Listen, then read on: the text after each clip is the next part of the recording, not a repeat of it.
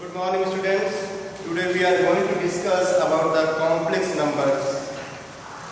In the previous lectures I have given at least 3 lectures about the complex number.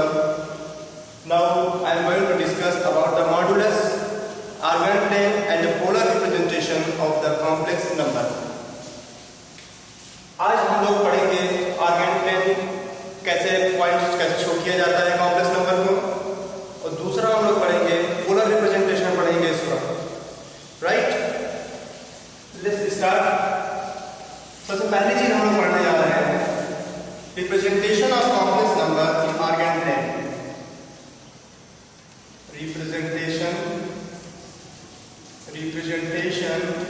Of complex number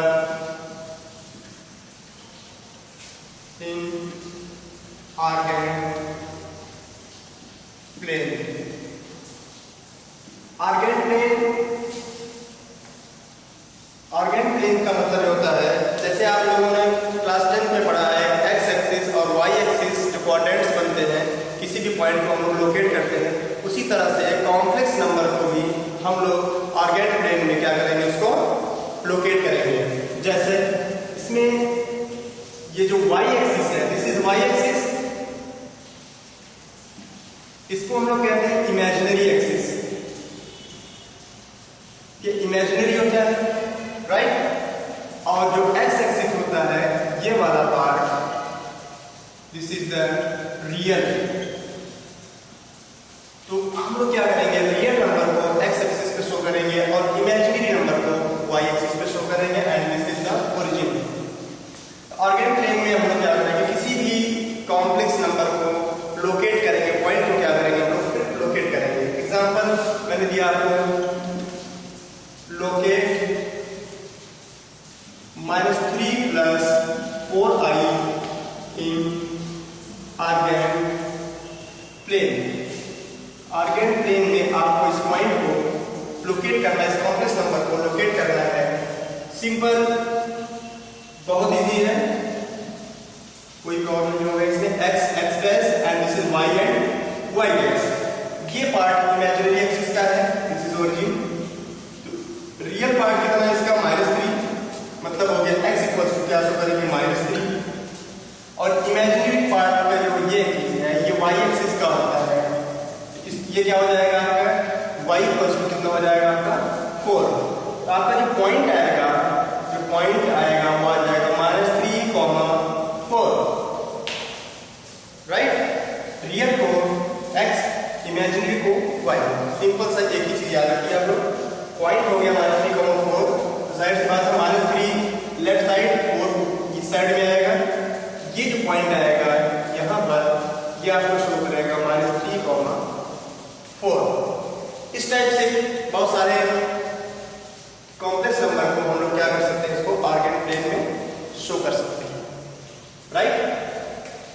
दूसरा इसमें जो हमें सबसे main चीज पढ़ना है, वो है modulus of the complex number.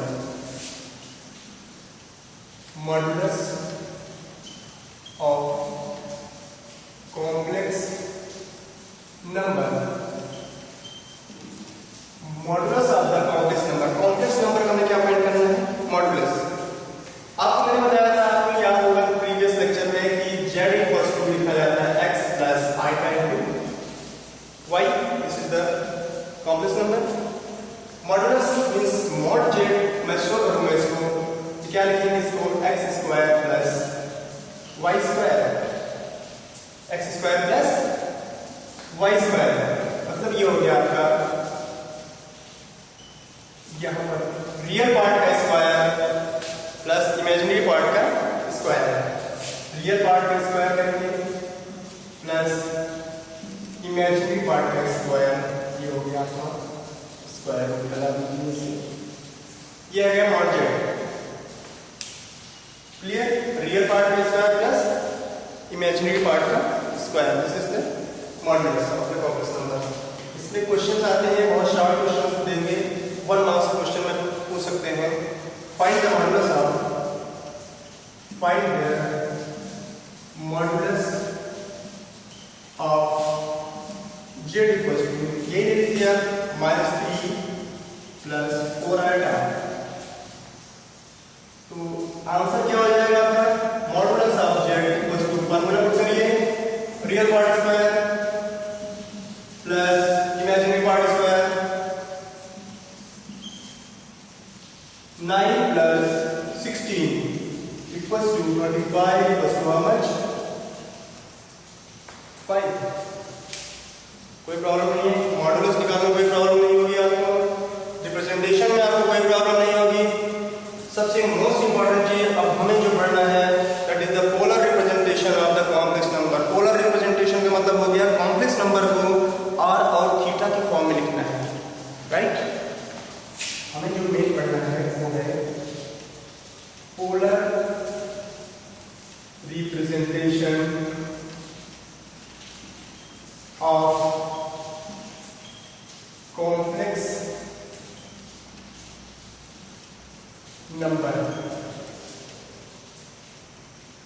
Polar representation of complex number.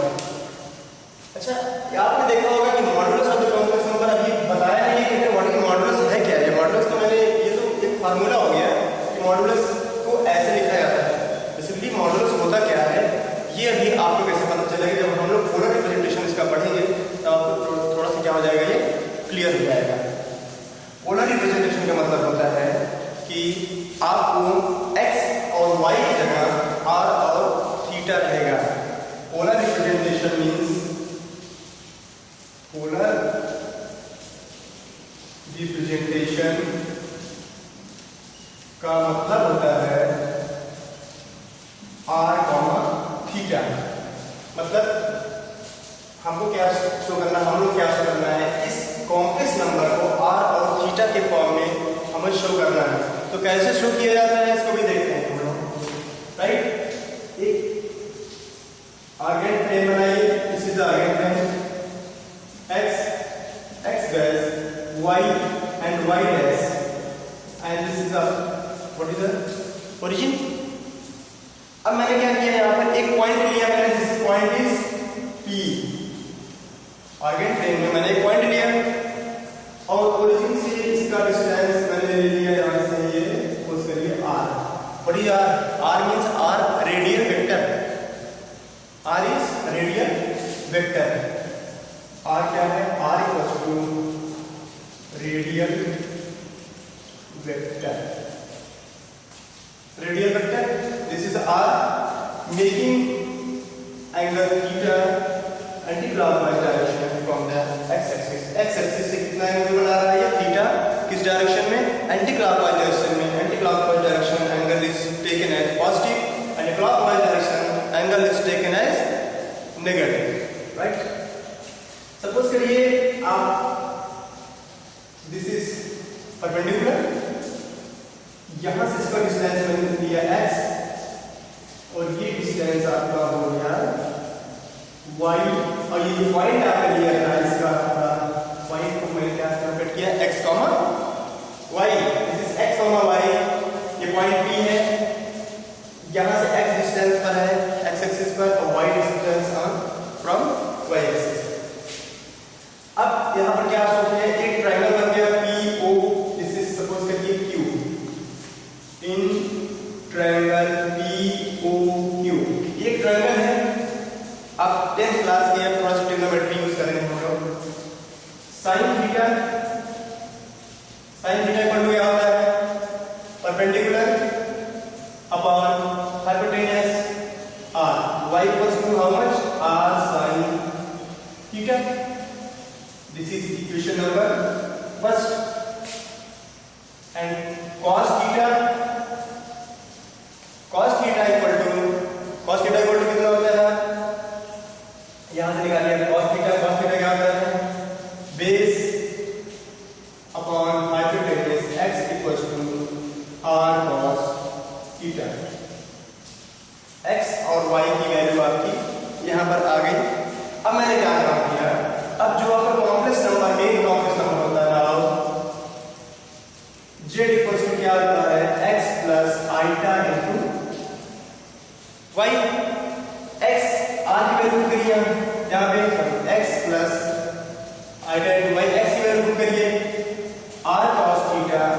Plus iota into y की वैल्यू पुट करिए r sine theta, r common ले लीजिए, क्या आ जाता है cos theta plus iota sine theta.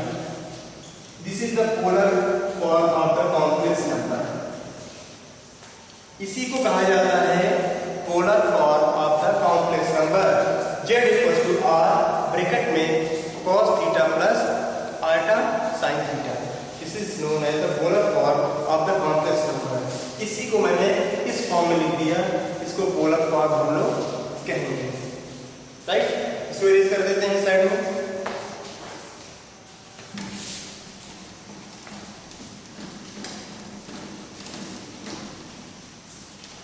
Right, अब अगर मैं इन दोनों इक्वेशन को स्क्वायर करके ऐड कर दूं, स्क्वायरिंग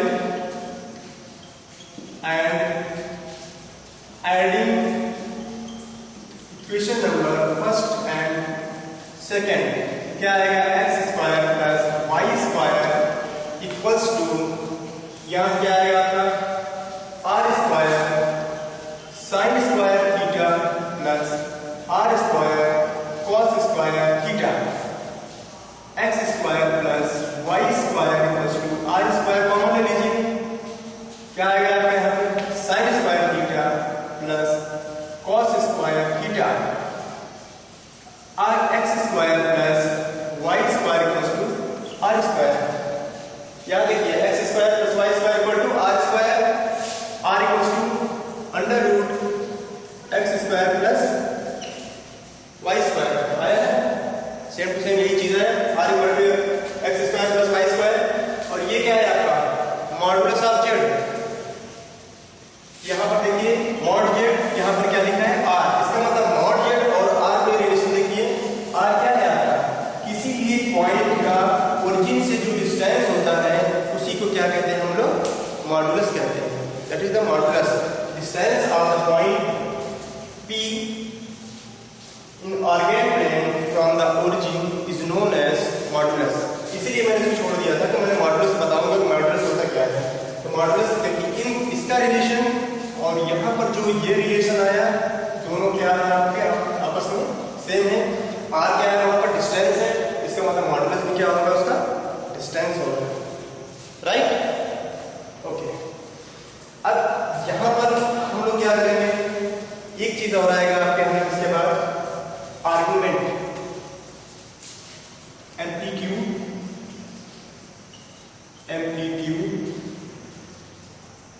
या फिर आर्गुमेंट, आर्गुमेंट।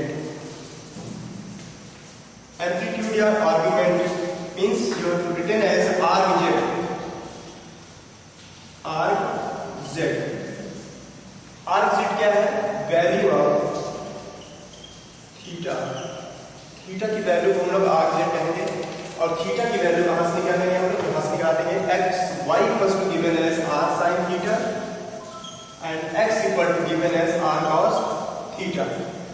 यहां से क्या करेंगे हम लोग, यहां से थीटा की वैल्यू निकालेंगे। अगर मैं डिवाइड कर दूं इसको y upon x equals to r sine theta upon r cos theta, r से आर कैंसिल हो गया, tan theta equals to y upon x, theta equals to tan inverse y upon x and this value of theta is known as the argument या फिर arg of z। एक question discuss कर लेते हैं, इसके बारे में थोड़ा सा क्लियर हो जाएगा।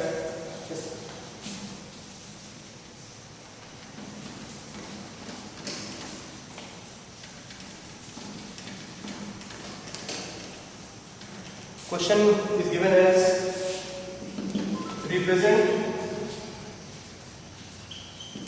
minus √3 plus iota in polar form। Polar form में रिप्रेजेंट करना है। सबसे पहला काम क्या करेंगे, √3 प्लस आइटा इक्वल्स टू, हम लोग पोलर फॉर्म में लिखते हैं r cos theta plus iota into r sine theta. Real part को रियल पार्ट से कंपेयर करेंगे और इमेजिनरी पार्ट को इमेजिनरी पार्ट के साथ कंपेयर करेंगे।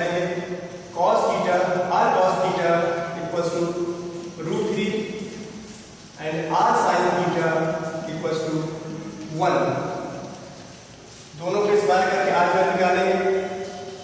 आर स्क्वायर दोनों को स्क्वायर करके ऐड करेंगे, क्या आएगा cos square theta plus sin square theta equals to 3 plus 1। R square equals to 4, r equals to how much 2। R की वैल्यू आ गई, यहां पर पुट करिए, थीटा को निकालिए। From equation first 2 cos theta equals to √3, cos theta equals to √3/2 और यहां पर वैल्यू पुट करिए, ये पहला हो गया। r sin theta equals to कितना दिया है 1, r की वैल्यू पुट करिए 2 sin theta equals to 1, sin theta equals to 1/2। cos theta और sin थीटा की वैल्यू आ गई, अब दोनों ही पॉजिटिव आई है। अब cos थीटा और sin थीटा ऐसे कौन सा क्वाड्रेंट है जिसमें दोनों की वैल्यू पॉजिटिव आती है? आप लोगों ने 10th क्लास में इसको स्टडी किया होगा, इस क्वाड्रेंट से ASDC। इसमें फर्स्ट क्वाड्रेंट में क्या होता है, sin और cos जितने ट्रिग्नोमेट्रिक रेशियोज होते हैं सारे इसमें पॉजिटिव होते हैं। इसका मतलब थीटा की जो भी वैल्यूज होगी इसी में आएगी, थीटा की जो भी वैल्यूज होगी इसी में आएगी। तो थीटा की किस वैल्यू के लिए ये दोनों कंडीशन सेटिस्फाई हो रहे हैं? Theta equal to 30 degree. From equation, this is equation number 3rd, this is equation number 4। From equation 3rd and 4 we get theta equals to pi/6। Theta की वैल्यू आ गई, दिस इज आर्बिट्रेट। आर्बिट्रेट अगर argument कहता है तो ये लिखेंगे theta, this is argument. कहता है polar representation, z equals to क्या रिप्रेजेंट करते हैं, पोलर में क्या होता है cos theta plus iota sin theta. r की वैल्यू करिए 2 cos थीटा की वैल्यू कितनी है आपकी यहां पर फाइंड होगा pi/6 plus iota sin pi/6। This is the polar representation of the complex number. Now next lecture we will discuss another. Thank you very much.